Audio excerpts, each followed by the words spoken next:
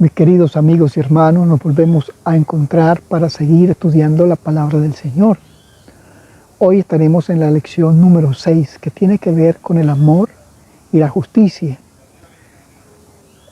con respecto a Dios. Claro, es importante entender el contexto en que la Escritura habla del amor y de la justicia de Dios.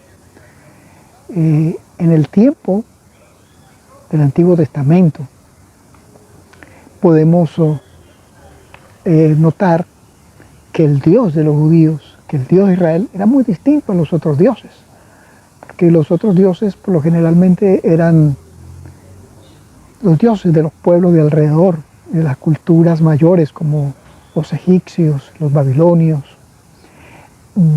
Estos dioses eran caprichosos y muchas veces inmorales. Un día decían una cosa, un día decían otra, y si estaban molestos, pues sus seguidores eran quienes recibían las consecuencias. Generalmente estos dioses tenían que ser apaciguados, y algunas de estas prácticas eran tan pervertidas que sacrificaban niños a los dioses. Entonces, cuando nosotros comparamos esos dioses con el Dios de la Escritura del tiempo del Antiguo Testamento, pues descubrimos que Dios es un Dios diferente, es un Dios que ama y es un Dios que es justo. Y esto es muy importante porque generalmente los seres humanos excluimos la justicia del amor. El amor va por una parte y la justicia por otra. Entonces, tomando esa actitud, entonces, si nos inclinamos al extremo del amor, llegaremos a ser indulgentes. Pero si nos inclináramos por el lado de la justicia, llegaríamos a ser legalistas. Y generalmente a los seres humanos nos cuesta hacer el equilibrio.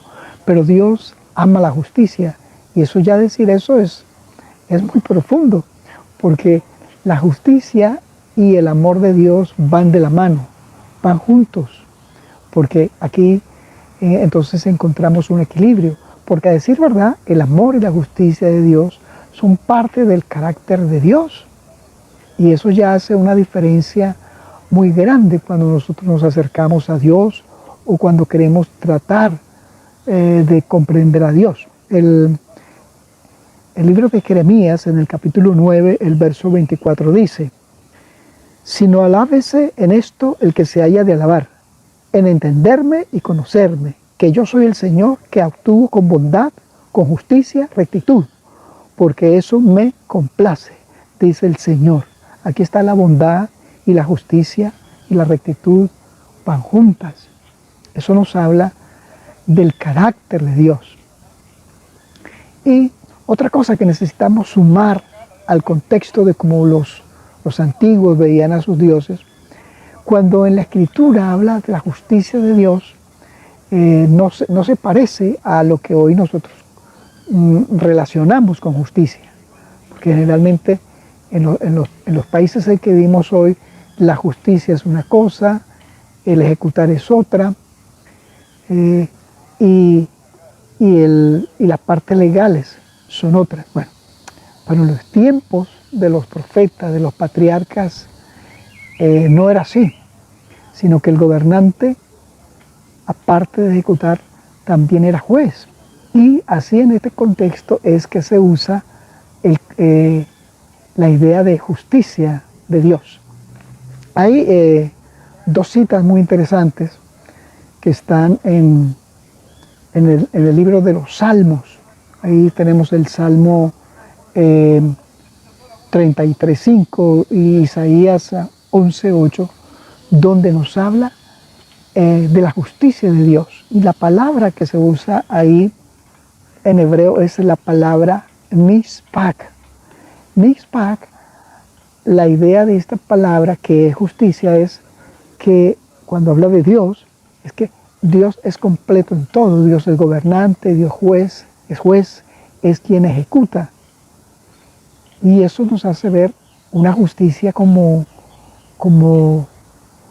que está en el lugar perfecto, porque Dios es quien la administra. Dios ama la justicia y pide a sus fieles que vayan por caminos de justicia, que son caminos de bondad. Entonces, la justicia de Dios es amorosa, y todo aquello que es contrario a la justicia, la impiedad, la maldad, la explotación, es algo que Dios desprecia, y la justicia de Dios un día la eliminará. ¿Cuándo? Cuando Jesús venga por segunda vez y pague a cada uno según sus obras. Ahí es donde la justicia de Dios nosotros podremos verla con mayor perfección, porque el que el Señor con su justicia elimine la maldad, elimine la infidelidad del ser humano, elimine las injusticias, nos muestra que Dios es un Dios de amor y usa la justicia. Y esto es muy importante, porque nos habla de que la justicia y el amor de Dios siempre van juntos, y eso es algo que debe reproducirse en sus seguidores. Cuando Jesús dice, ama a tus enemigos, ora por tus enemigos, sé perfecto como vuestro Padre que está en los cielos es perfecto, pues nos habla de la madurez del cristiano, cuando debemos ser misericordiosos como Dios, saber actuar frente a la injusticia y hacerlo con amor. Hay otros textos allí, por ejemplo el Salmo 87:14 dice, justicia y derecho son el cimiento de tu trono, misericordia y verdad van delante de tu rostro. Siempre van juntos. Y esto es muy confortante, y lo vamos a ver más adelantico porque Miqueas 6:8 dice, el Señor te ha declarado qué es lo bueno y qué pide de ti. Solo practicar la justicia, amar la bondad y andar humildemente con Dios. Es decir, la justicia y la misericordia del Señor nos muestra es el carácter de Dios. ¿Ves? Entonces ya aquí nosotros tenemos algo que nos hace comprender mejor a Dios, su amor y su justicia. Otra cosa que es importante es que la justicia de Dios es constante. Su carácter, incluyendo la justicia y el amor, nos muestra la equidad de Dios, la constancia de Dios. Dice, Dios siempre es fiel. Y esto era muy valioso para quienes en el Antiguo Testamento se acercaban a Dios, porque los dioses de los pueblos de alrededor eran dioses caprichosos, indulgentes, explotadores, manipuladores. Pero quienes se acercaban al Dios de Israel se percataban que Dios no tenía esos cambios de personalidad, porque Dios era inmutable. Dios no tenía esos arranques de ira. Lo que Dios decía siempre se cumplía. O sea, no había variación en Dios. Y esto es valioso porque nos hace entender, sí, que Dios es fiel, aunque nosotros no lo seamos. El apóstol Pablo en 2 Timoteo, capítulo 2, verso 3 dice, si somos infieles, Él permanece fiel, porque no puede negarse a sí mismo. Dios es constante en su amor y su justicia, no varía. Hebreos 13:8, hablando del Señor Jesucristo, dice, Él es el mismo ayer, hoy y por los siglos. Esto nos hace acercarnos a Dios confiadamente, porque Dios siempre será fiel, Dios siempre cumplirá sus promesas, claro, siempre y cuando nosotros cumplamos las condiciones. Dios siempre será bondadoso con sus hijos. Ahí en el Salmo 92:15 dice, para anunciar que Jehová mi fortaleza es recto y que en él no hay injusticia. Dios siempre hará lo justo. Y eso tiene que darnos a nosotros seguridad. Como Dios no varía, como Dios siempre es constante Dice, Dios es siempre constante. Dios moralmente siempre es constante, porque su carácter es invariable. Y entonces algunos dicen, pero ¿cómo es que dice que Dios se arrepiente? Claro, cuando nosotros escuchamos ese tipo de comentarios, dice, por ejemplo, Dios se arrepintió de haber creado a los seres humanos, viendo que su pensamiento era continuamente el mal, entonces Dios decidió un diluvio para destruir a la humanidad. Dice, pero bueno, si Dios es invariable, ¿cómo es que aquí Dios se arrepiente?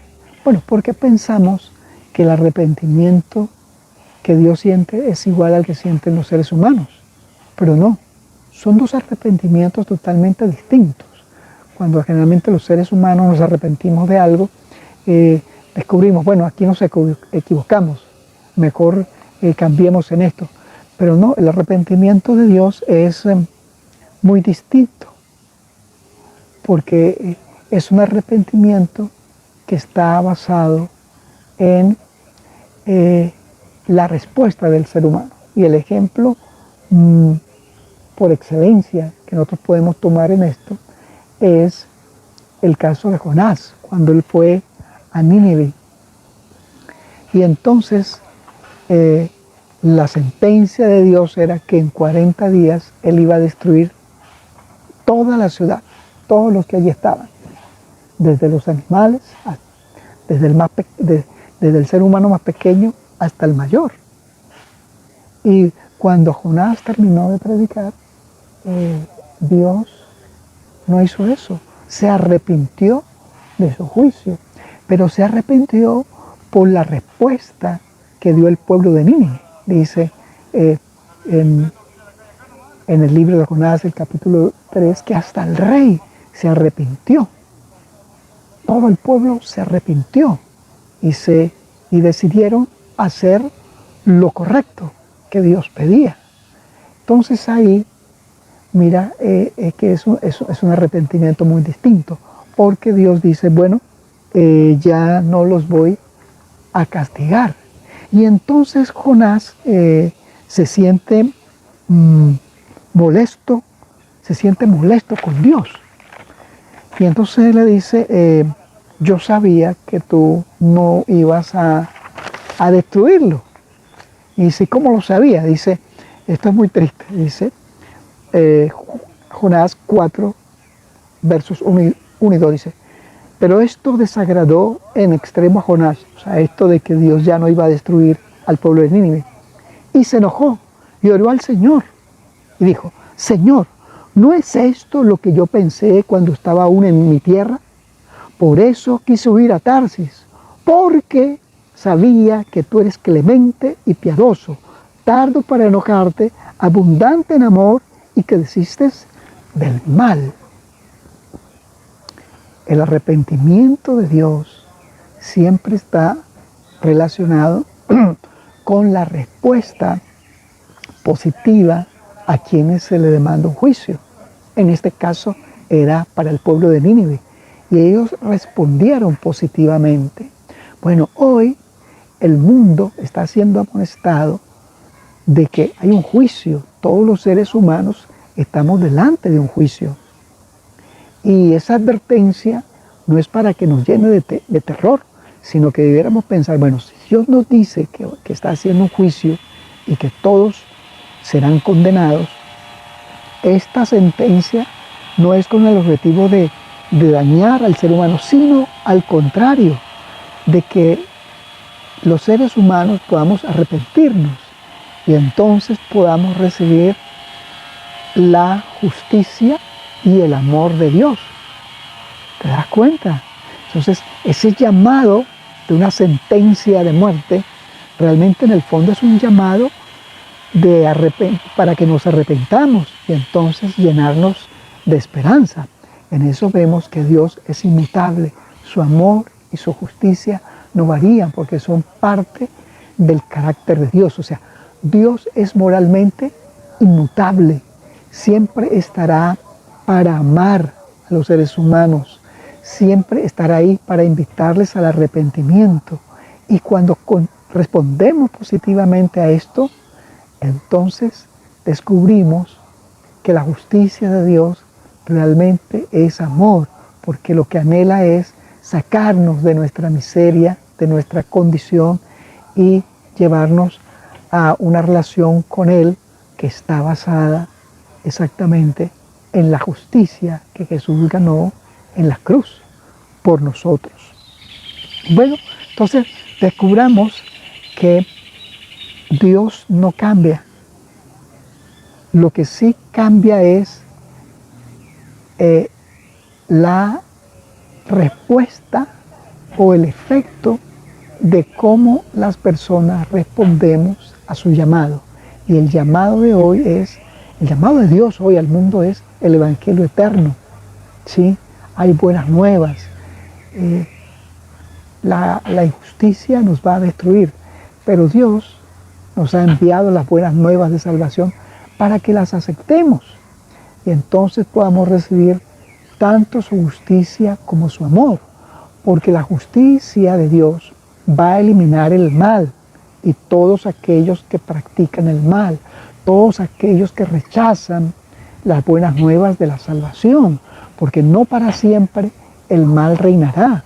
La justicia de Dios reinará y eliminará el mal porque ama a los seres humanos, y todos aquellos que acepten el amor de Dios que el Señor ha mostrado en Jesucristo, entonces recibirán o serán partícipes del amor y la justicia del Señor.